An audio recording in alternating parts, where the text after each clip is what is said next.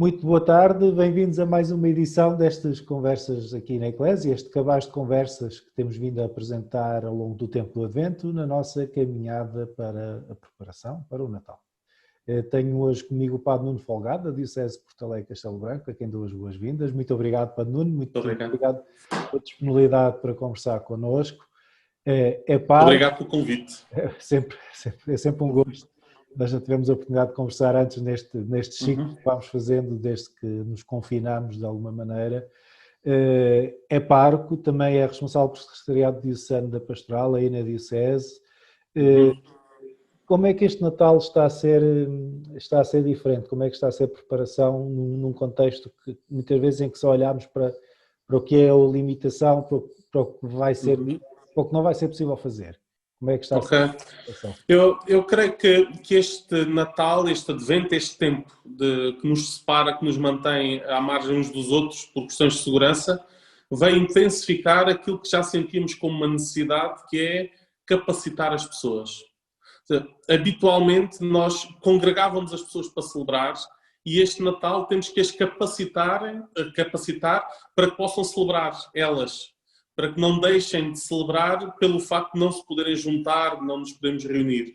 E portanto foi um bocadinho nessa ótica, quer com os mais novos, através de subsídios para a catequese, para que os pais façam com os filhos e por exemplo, a campanha da Coroa de Advento teve uma adesão extraordinária, uma adesão muito feliz, de muita gente a partilhar as coroas de Advento, gente que nunca tinha feito ou que fazia apenas como decoração e que descobriu a coroa de Advento como um momento também de oração em família. Sim, eu aqui peço desculpa interromper, é só para quem está a ouvir e não sabe, o Secretariado propôs que no Advento as famílias propôs um esquema de oração acompanhado por um esquema de construção, vou chamar assim para facilitar, de uma coroa de Advento em casa, não é? Sim, isso mesmo, sim. Com aquilo que a família é capaz, se consegue cantar, canta. Se não consegue cantar, pusemos um QR Code para que as pessoas possam ir ao YouTube, ouvir o cântico de Advento que propomos e portanto, a palavra de ordem foi mesmo capacitar. Já está ultimado e não está divulgado porque achámos que era cedo, uma pequena celebração para as famílias fazerem na noite de Natal, sentadas à mesa, com inspiração um bocadinho na ceia judaica, aquela pergunta que a criança faz ao mais velho, porque é que esta noite é diferente das outras noites? O texto não é esse, mas o espírito é o mesmo. É pôr os mais novos a perguntar aos mais velhos e os mais velhos ou responder espontaneamente ou responder fazendo uso de passagens do Evangelho. E creio que será também uma oportunidade boa para a família se redescobrir como ambiente de oração e como ambiente de catequese e como ambiente celebrativo, que espero que depois fique, depois disto passar. Essa é uma questão importante, até para quem tem responsabilidades pastorais e quem reflete sobre a sua ação neste campo, que é muitas destas soluções são vistas como soluções provisórias e, enfim, temporárias enquanto não podemos voltar ao que fazíamos antes, mas nem tudo o que aconteceu neste período é necessariamente mau, há coisas boas que vão ficar. Sim, sim.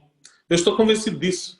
Estou convencido que Deus não nos deixava passar por isto sem nos encher de graças no meio de tanta tribulação.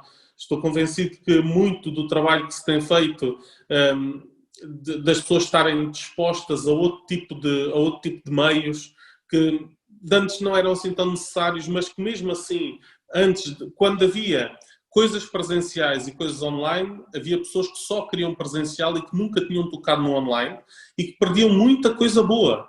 Ou seja, o facto de haver coisas presenciais não fazia com que aquelas que elas perdiam fossem desprezíveis, não eram.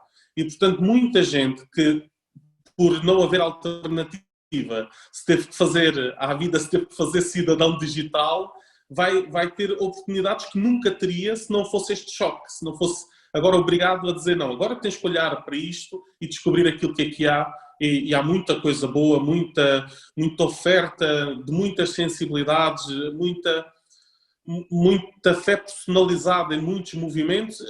Há a sensibilidade de cada um e acho que isso é um ganho muito grande. Também a capacidade de reunirmos e de trabalharmos com recurso a estas ferramentas que nos tira quilómetros de cima, que nos tira horas perdidas em deslocações, e que faz com que os encontros sejam mesmo encontros. E o trabalho pode-se fazer de outra maneira. E esta questão do rezar em casa, do rezar com a família, da família ser a catequese, na carta que escrevi aos pais da catequese daqui da paróquia, das paróquias, quando percebemos que este ano, pelo menos até janeiro, não íamos conseguir arrancar com a catequese presencial, eu dizia-lhes aquilo que estou convencido e que já disse de outras formas, mas desta vez dizia-lhe de forma mais sistemática. Nós podemos dizer que não há catequese presencial, porque a catequese presencial não invalida que haja catequese.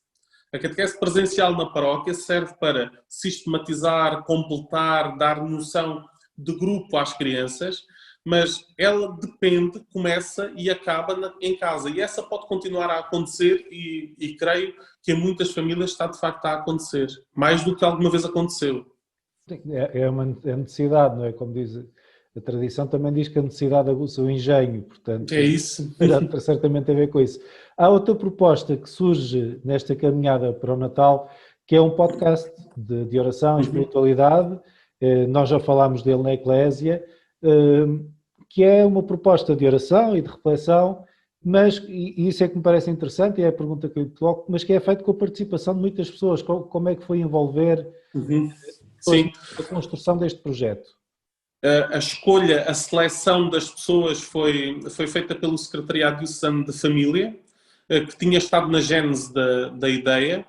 Depois, com a pastoral, com o Secretariado da Pastoral e com a colaboração de alguns colegas que estivemos numa reunião, chegou-se àquele esquema. Percebemos que não podíamos abusar muito da ideia de produzir conteúdos. Ou seja, precisávamos de um esquema simples que nos permitisse recorrer a conteúdos que já existem.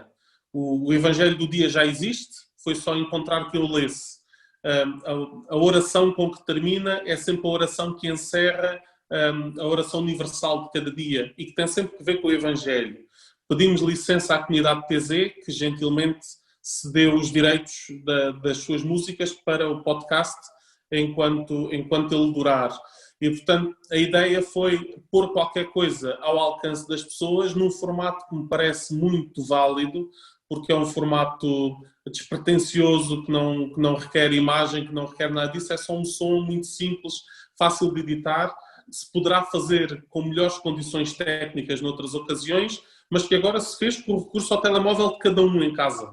Cada um gravou os seus sons e foi mandando, e há alguns que estão muito bons, outros que estão mais ou menos, mas todos estão perceptíveis e tem essa vantagem das pessoas se sentirem envolvidas.